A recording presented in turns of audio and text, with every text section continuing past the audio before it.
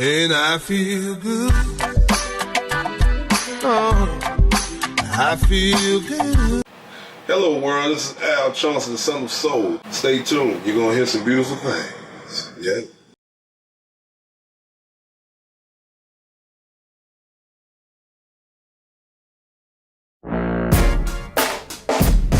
Oh, have mercy, baby.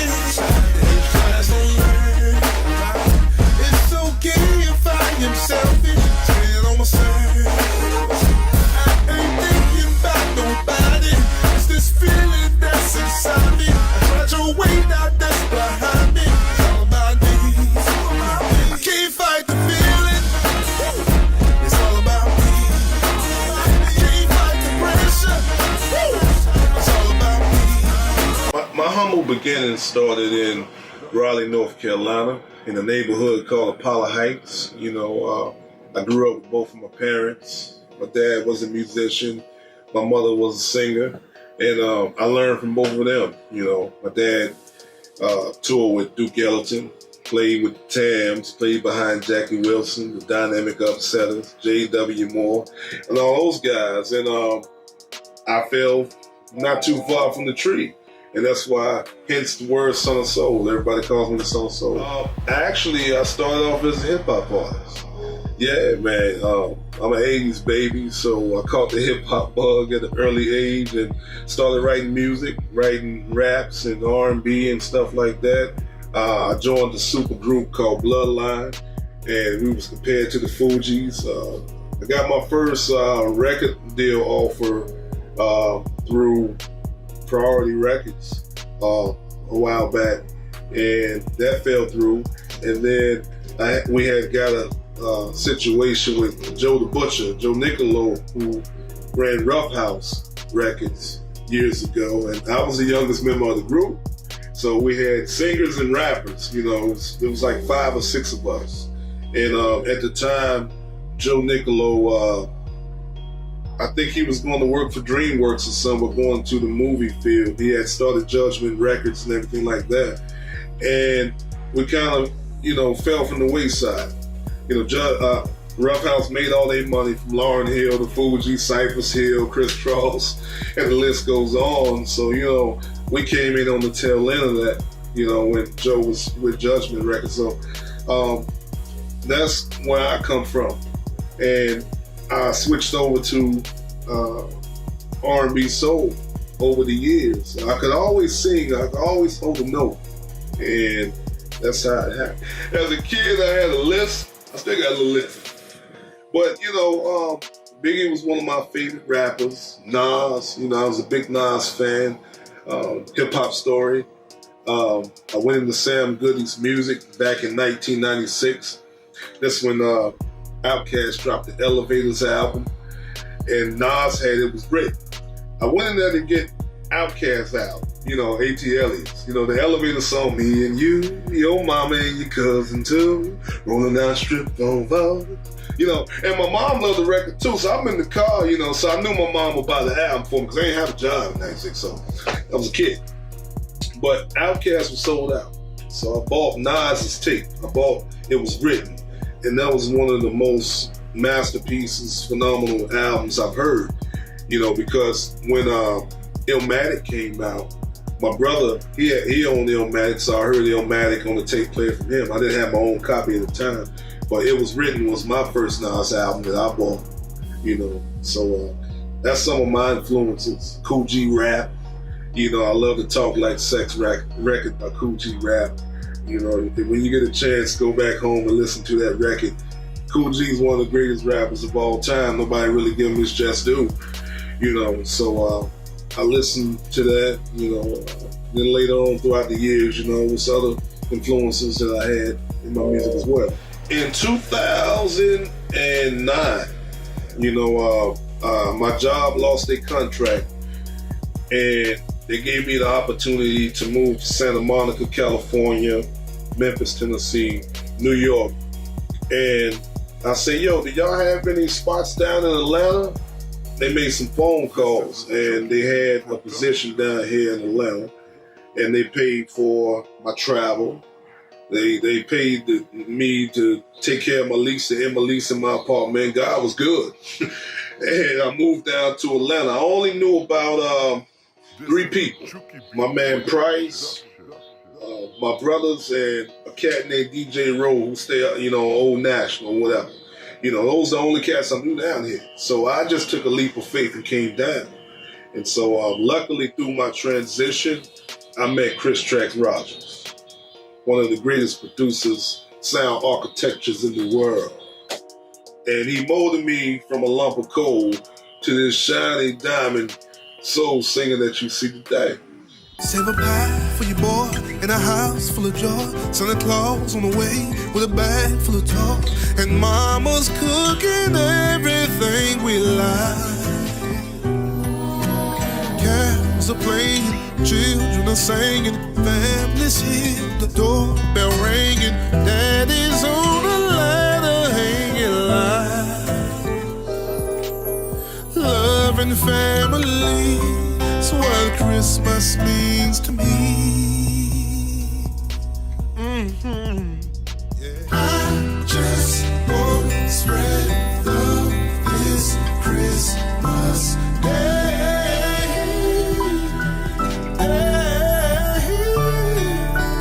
I just want to spread love this Christmas day. Well, I always sung. I was in the Martin Luther King All Children's Choir. I was in the Gospel Music Workshop of America, working with Vicky Winans, Ricky Dillard, James Moore before he passed away. And I've been around music all my life, so I always held a note. And when I was around the age of 15, I was fascinated with Ron Isley. He was Mr. Biggs and R. Kelly. This is Mr. Biggs. I would emulate Mr. Biggs. How you doing, Mr. Biggs? What the hell is going on? Kelly's telling me that you're sleeping with another woman. So I would emulate that.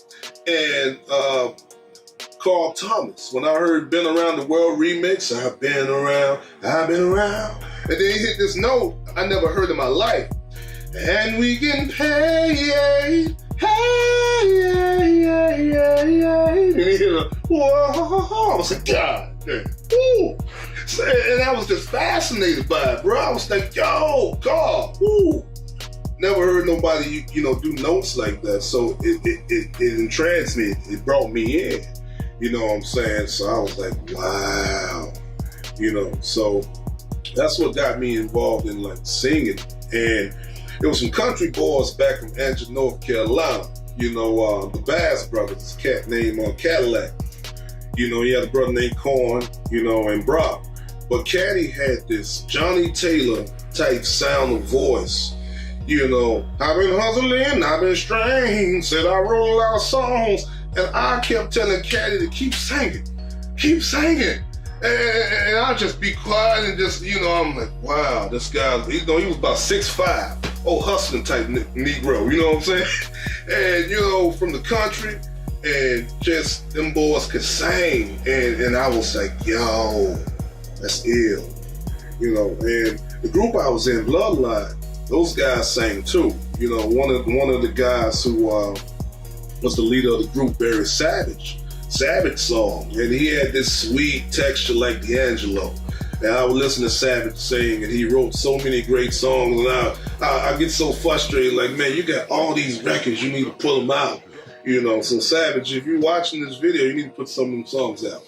But that's where my influence came from. It's been around all these type of musical influence. My father, my mother actually taught me how to memorize songs. She would listen to Dottie Peoples and Shirley Caesar and different people that she was singing in church. And I see my mother write down the lyrics of the songs, listen to the tape, rewind it, writing the lyrics, Shirley Caesar and all those type of artists. And I watch her. I sit there and just watch my mother pen these lyrics from these artists and then go to church and sing them and memorize them. So my mom taught me that, So I find that fascinating because I vicariously learned just by watching and picked up on it, you know what I'm saying? So the transition of soul music wasn't so bad, Phonetically, I reached the highest level of rap that I can go, like Ludacris. When you hear Ludacris rap, it's Luda. But and it's phonetically Luda only goes so far. You know what I'm saying? And that's how I felt with rap. With what I wanted to say, I had a ceiling on what I wanted to say. But soul music could tell you something different that hip hop really couldn't tell. So the transition became smooth. My style is urban soul. It's modern soul. I tell a lot of people it's like Ray Charles meets Dr. Dre. Because if you listen to Track's music, it sounds like a soundtrack. It's huge, it's big, and my tone and texture is similar to Ray Charles, Marvin Gaye, Luther Vandross, all those guys. So it's like the old meets the new. Al Chauncy is a young throwback. I'm a young dude with this old soul, and I can't do nothing about it but just be me, bro. Urban soul, that's what it is. High definition soul is what we call it as well, I would put probably 90% of my personal life would be in the music. Other 10% would be vicariously of me watching someone go through something, or even Chris Trax Rogers. He lives vicariously through me as well. Like if you listen to the Lake for Church album, he wrote the Brighter Day song. The world is changing. Yes, it is. Please help me out. I'm just a little confused about the way things are today. The world. So Chris Trax Rogers wrote that song. And I Deserve Better, he wrote that record too. I came on the latter part of the song and wrote actually I didn't even write the verse. I just went in there, did my verse. I was frustrated with the music business. People's telling me, hey, you're too old, you're too bold, they won't get you. And so I put that in the song when I did the song, You're too old, they won't get you, I deserve better. And that's how I felt, man, because nobody was understanding what we was called, the lane that we was created, you know what I'm saying? And now everybody calls themselves Soul Singer. Thank you, boy. I deserve better. I'm tired of the bull that everybody wanna throw me. Yeah. Telling me to change my style and my sound and my everything. You need better writers on your projects and all the things that you do. You're too old, you're too bold, they won't get you. But I deserve better. But I realize it's not you to blame. I deserve better. Cause everyone else seems to treat See, I'm me the changing same. the world right now. And I'm tired of trying to fit into their world when they should be trying to fit in mine. Sometimes I wish that all would be fine. I deserve better. I deserve better. Yeah. Oh no, I deserve better. I deserve better. Oh, I deserve better. I met Trax through my man Fat Mouth Slum. We all stayed in an apartment complex, and one of my good friends, one of my business partners, Reggie Rooks, was like, yo, my man Slum, he rap, you need to meet him. So I met Slum, and Slum called me one night. I just got off my job, 10 o'clock at night. He said, yo man, I want you to come to the studio with me. my man Trax. And I thought Chris Trax Rogers was a white guy. It just sounded like somebody like Dr. Luke, you know, one of these Diplo type guys or whatever. No offense, Calvin Harris, Chris Trax Rogers. It just sounded like, so I'm like, all right. Yeah, he did the Pussycat Dolls, Don't You record with CeeLo. I'm like, all right. So I was like, cool, come pick me up. Shit, I ain't got no wheels. I told my girlfriend at the time, babe, I gotta go to the studio. I feel like going, I'm tired. And she said, go, baby, go. I was like, all right. So I didn't know that night was gonna change my life. If I would have been lazy and said, bro, I can't make it, bro, I'm gonna take a shower, go to bed, we wouldn't be sitting here today. So he took me here, brought me here, introduced me, and I asked Trax to mix my mixtape at the time. At the time, my mixtape was half rap, half singing. You know, I was intertwining that thing, you know? And I kept paying for studio time, and Trax was like, yo, take these records home, and out of all these records, I need you to do 1 or 2 R&B songs. I wrote this song called Watch It. Pretty lady, won't you leave me alone? Fuck around and I'ma take you home. Straight to my bed and we can get it on. You know, I wrote that record. And he was like, yo, do you know what you just did? I said, no. He's like, yo, we own something. And that's the beginning of our relationship. He started to mold me into the artist that I am today. You know, build my confidence level up. I actually had like 3 or 4 years of artist development. They took artist development away from all the labels, bruh. Like, they cut that budget for real. And that's really a key thing that's missing in music. Motown, artist development. Marvin Gaye couldn't dance a lick when he first started with Motown. Had to get his rhythm right. I do the Marvin Gaye shit now when I'm on stage. You know what I'm saying? Like, I feel it. Woo, yeah. Look, yeah. But yeah, I do that. You know what I'm saying? So, you know, that's how me and Trax got going. And it's been great ever since. The road has been great. He's my mentor. He's taught me pretty much different octaves to sing. I've never sung a flat octave in my life. Like when we do layers, I'm giving y'all some secrets. I'm supposed to be giving you this. But just when you hear, you know, Gladys Knight and the Pips and all those people and the Dinah Ross, and you hear those octaves that you hear, it's like, how did they sound like that? Hey. If you hear those melodies, it's like, how do they sing like that? Wow. How do they do that? But this man taught me how to do it. You know what I'm saying? So when you hear certain melodies, I stack about 5 or 6 different, you know, layers of melodies and stuff and what have you, and different octaves, and it's cool.